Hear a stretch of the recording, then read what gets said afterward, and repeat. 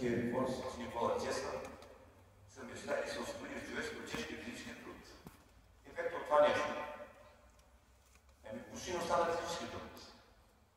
Почти не остана физически труд. В момента, първо, няма да пита кой да не плаща селскостопанската техника. 1000 при повече коли имало през 19 век, колкото има сега. И второ, хората физическия труд остават без работа.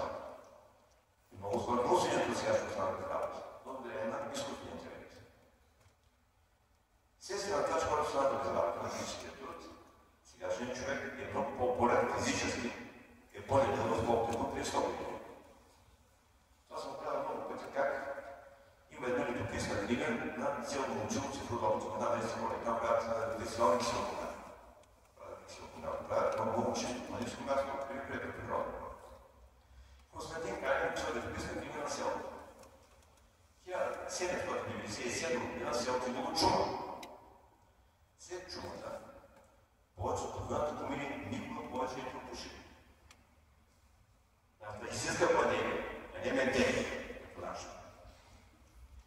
1837 година пак имало чума. И пак половината население е умряло. Но това описва някаква жена, с 11 дъщери, толкова силове. И тя е мъже и силове, всички изумрели. Кои се оживяват? Този, който има здрав природен имунитет срещу всичко. Значи, когато са по 12-15 деца, от тях оживяват 4-5 и това е устойчива система. Това е устойчива система.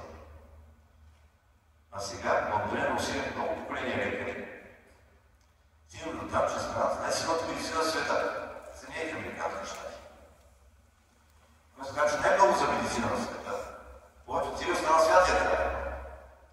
Се окаже, че първият така наречената коронавирус пандемия има най-много заразени и най-много починали